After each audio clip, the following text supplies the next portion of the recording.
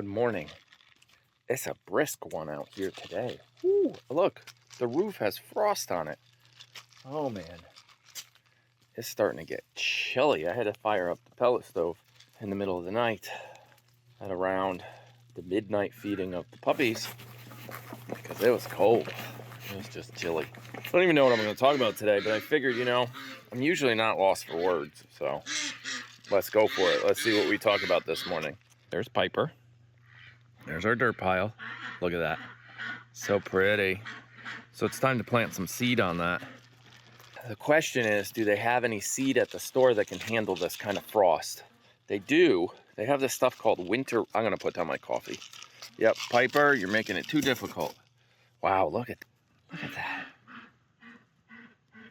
Yeah, it got cold. Uh-oh. We might have lost a couple plants. A couple old ones, maybe some of my peppers. Oh, I still never got the peppers. Maybe I'll do that today. I don't know what's on today's agenda. Do we go back? Does Liz go back? Do I go back to see Winnie? Logistically, it's difficult, I mean, let's put it into real life. This is the hardest time of year for this to be happening.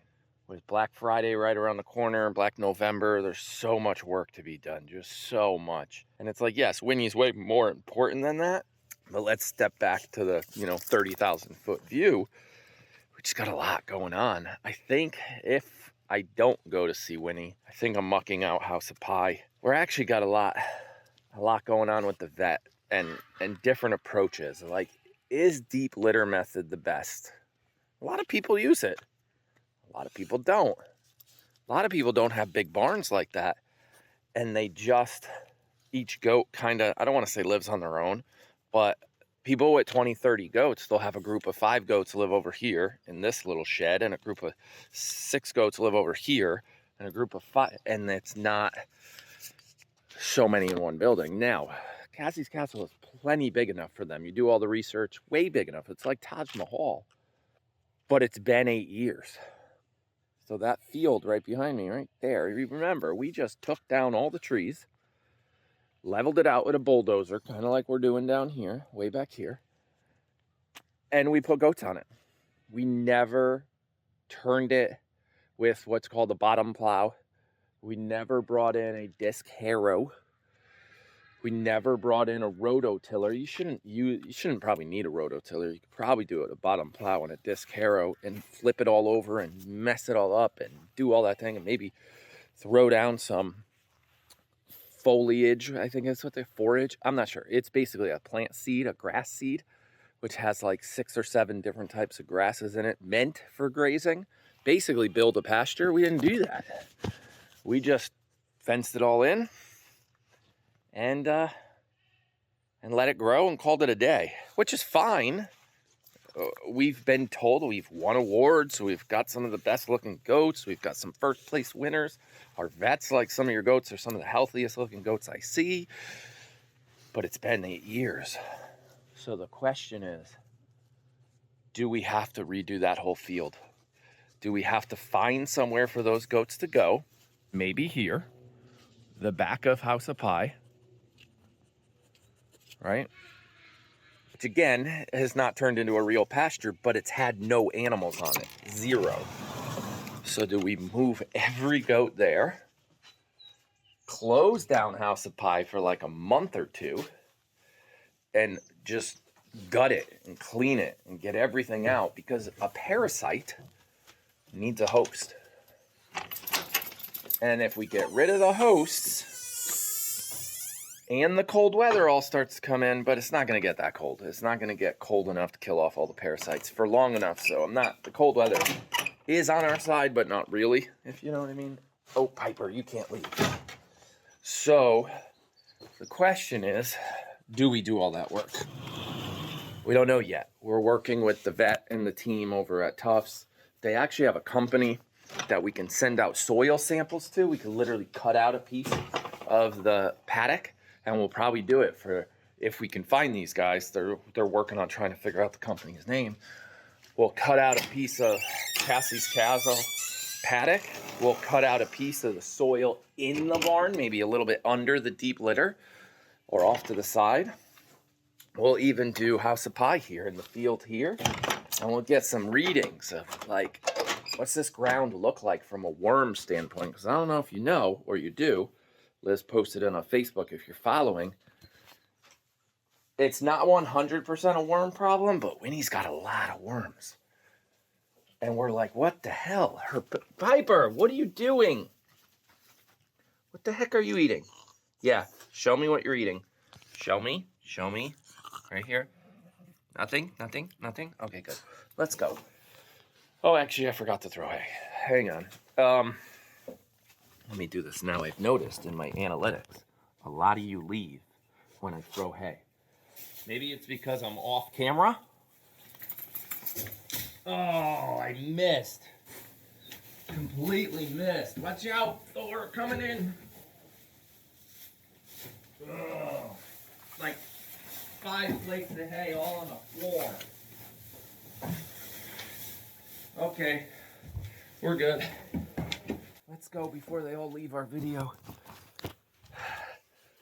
So yeah, she's got worms, which if you recall, the Friday before all this, we worm tested her, like fecal test. Her poops were great. Little poopy pellets. Sent them off. No worms. So what happened? Well, were they stored incorrectly on the way there and on the way to the lab? Did they get, too much heat, too cold? I don't even know. Did the lab tech that did it screw up and test somebody else's poop and call it Winnie? You never know. This is all speculation. Obviously, don't quote me on any of this. We don't know what happened. But she had worms. Or the other part, were any of the worms shedding at the time of the fecal? So shedding means where they letting go inside the body. So the way the worm works, it's not a worm like this. It's more of a leech, microscopic. You can't see them unless you're under a microscope, and there's going to be tens of thousands of them or whatever. You're going to see they're super, super tiny is my point. And they're like leeches. So they get into the body and they grab on to the inside wall of the stomach and they suck the blood, just like a leech would. And then when they're full of blood and they're done, they let go. And that's called shedding. They let go. Well, when a leech lets go of your arm, you bleed, right? So think about a goat, tens of thousands of these worms, hundreds of thousands, whatever, of these worms in their stomach, right? It's going to cause them diarrhea. That's a very good sign of worms. Not always worms, though, just so we know. Not all diarrhea is worms. And then you're going to bleed internally if too many of them let go at one time.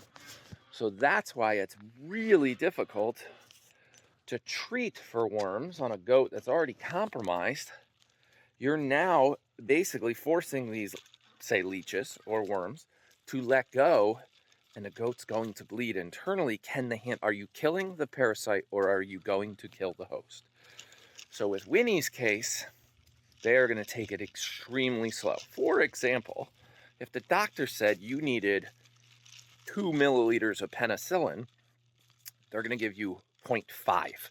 So little, it's probably going to do nothing. But if there's tens of thousands of worms, maybe it'll get rid of 1,000 of them. And that's it. And then we'll retest blood work and now go up to 0.5 milliliter. Like, we're not even at the real dose. See, so they're going to take it extra. So she's going to be there a while. That brings me to my next point. I wish I had a volleyball, but I don't. So Liz watches. She throws the TV on, background noise, while we're in the bedroom trying to go to bed. Remember, we got 3 TVs. So we got the TV in the middle just making noise, like some TV show of some kind that we may or may not be watching on social media, talking, doing live chat stuff, maybe emails. We got like 400 emails a day between all the different email accounts, clearing them out, customer service, whatever. Oh, somebody's here. Who's here? Who's here? Quinn? Cold. Yeah, it's very cold out here. Why are you out here? I don't know. You don't know? Okay, well, I'm making a video again. I do this every day. So, and this is a tough story I'm about to say. So you up for it? Yes. He's up for it. Still crush. Oh my God. By the way, why is your Spider-Man helmet still here? Because you forgot to put it away? Yes. Okay. So, we put on survival shows sometimes. I think it's Bear Grylls. I don't know if you guys, I don't know if that's his name. Long hair, survival stuff. And there was this episode the other day where this guy, I'm going to keep it real dry now because Quinny's here. There was an episode a few days ago that made me think. It was interesting concept. It was a mental health, like, there's more to life than just life, if that makes sense. And this guy drove his car over a cliff in, like, Utah or something, middle of nowhere. Whoa, where? Oh, my gosh, that was my coffee.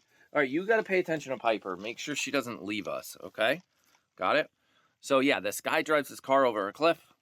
He gets lost in the, like, wilderness, but, like, the desert. And he's trying to survive, right? And during this process, he finds another car that drove itself over a cliff.